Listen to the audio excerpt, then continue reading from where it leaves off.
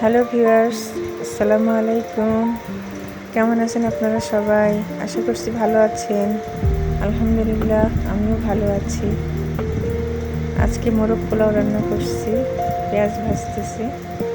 অর্ধেক পেঁয়াজ তুলে রাখবো আর অর্ধেক বেরেস্তা করব। আমি 3 ভাবে পেঁয়াজ দিই। একটা হলো বাটা পেঁয়াজ, আর একটা অর্ধ ভাজা পেঁয়াজ, আর একটা বেরেস্তা। আমার মনে হয় এভাবে দিলে টেস্ট হয়, তাই আমি এভাবে দিই। আমার রান্না যদি কারো উপকারে আসে তাহলে আলহামদুলিল্লাহ।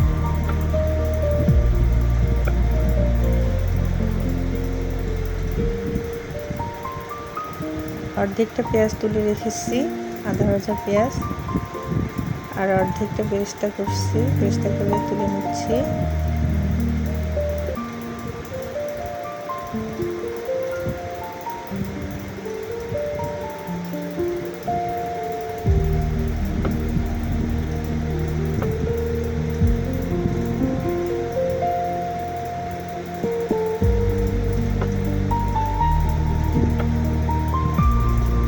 আজকে সাধারণভাবে মোরগ পোলাও রান্না করব।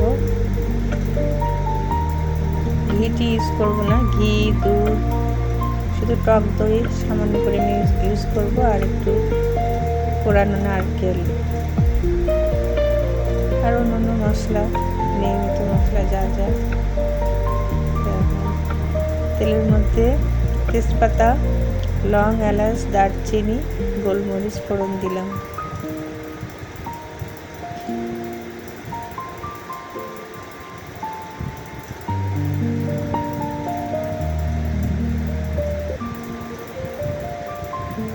আমার চুলোটা আজকাল কাজ করে না, আলাদা করে ধরা দিতে হয় মাঝে মধ্যে। অর্ধ ভাজা পেঁয়াজ দিয়ে দিলাম, তারপর বাটা মশলা দেব। এখন আদা, রসুন, বাদাম আর পোস্তদানা একসাথে পেস্ট করে রেখেছিলাম, সেটা দিয়ে দিলাম।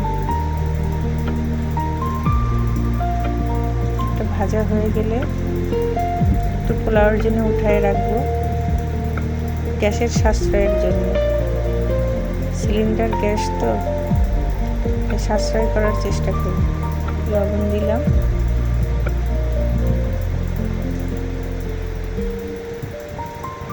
পোলাওর জন্য উঠায় রাখছি অল্প একটু।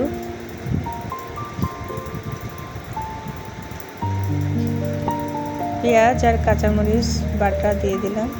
শুকনো মরিচ বিছি ফেলে দিয়ে চিড়ে দিলাম, কেননা বাটা শুকনো মরিচ আমার খাওয়া যায় না, অ্যাসিডিটি বেড়ে যায়। সেজন্য শুকনো মরিচ এভাবে দিই, একটু রঙও হয়, ঝালও কম হয়। আর কাঁচামরিচ পেস্ট দিয়েছি, জিরা গুঁড়া আর ধনিয়া গুঁড়া দিলাম, হলুদ গুঁড়া দিলাম। মাংস ভাজা হয়নি এখনো।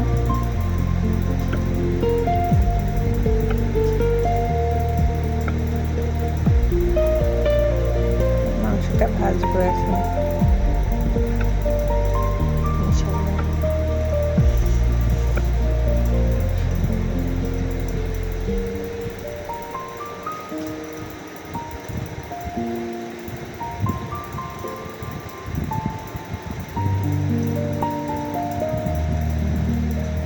এক কেজি 300 গ্রামের মুরগি 4 পিস করেছি।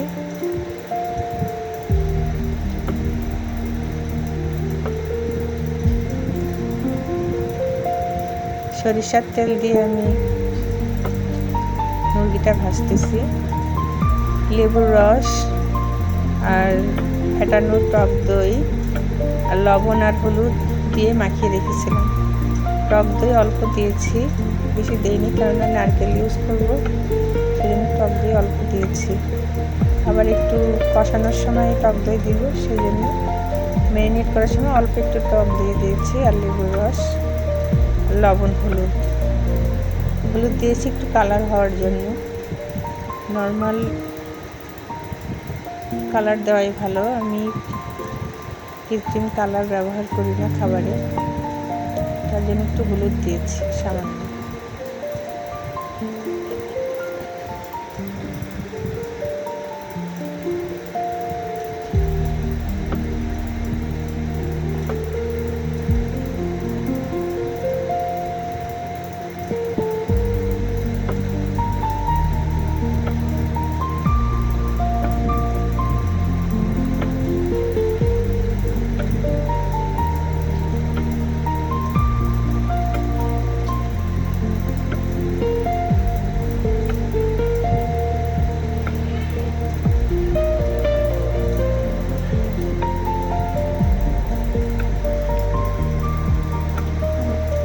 ছেলে কলিজা আর গিলে এগুলো খুব পছন্দ করে, তার জন্য এগুলো রোস্টের মধ্যে ঢুকে দিয়েছি।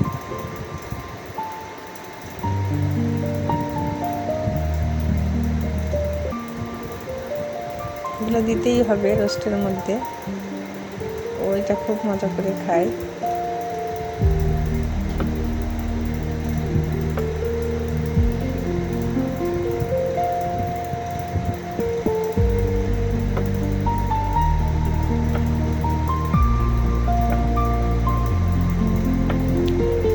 মশলা বাটার পরে যে পাটা ধুয়ে যে পানিটা, সেই পানিটা দিয়ে দিলাম। আমার নানি দাদিরা বলে যে মশলা বেটে নেওয়ার পর পাটা ধুয়ে পানিটা দিলে নাকি টেস্ট বেশি হয়। কথাটা সত্যতা আছে নিশ্চয়ই, আমিও চেষ্টা করি দিতে। নানি দাদিদের কথা ফেলনা নয়, কিন্তু ফেটানো টক দই দিয়ে দিলাম।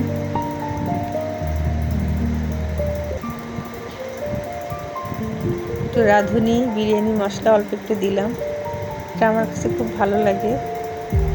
আজকে তো ঘি, গুঁড়ো দুধ এগুলো দিচ্ছি না, তাই সেই জন্য একটু বিরিয়ানি মশলা দিলাম। আজকে নর্মালভাবে রান্না করছি।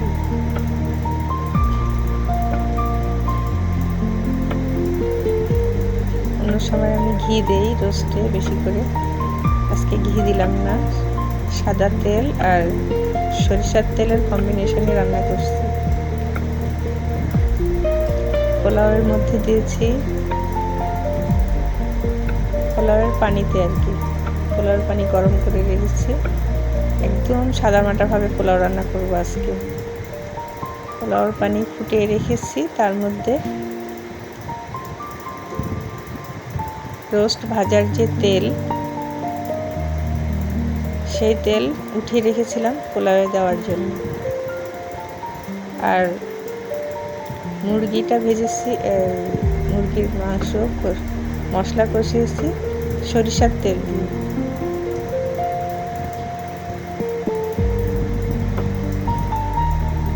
মানে রোস্টটা রান্না করছি সরিষার তেল দিয়ে। আর কোরানো নারকেল দুই টেবিল চামচ দিয়ে দিলাম।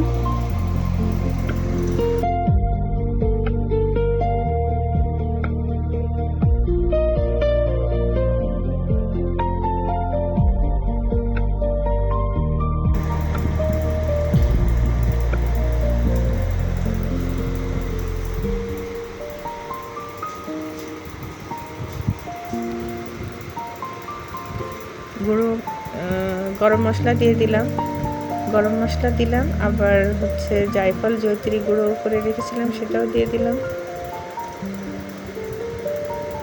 গরম মশলা বলতে লং, এলাচ, দারচিনি গুঁড়ো দিলাম, আর এখন দিলাম জায়ফল জয়িত্রী গুঁড়ো। পেঁয়াজ বেরেস্তাও দিয়ে দিলাম।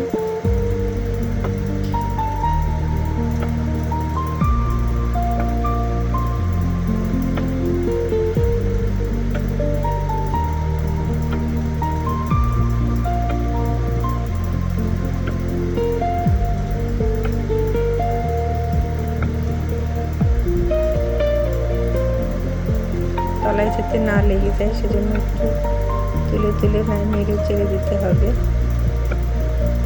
লবণ দিলাম, চিনি দিলাম,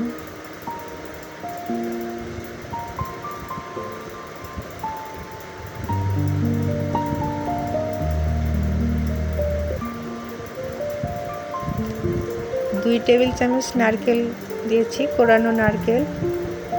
মনে হয় সেটা স্কিপ হয়ে গেছে।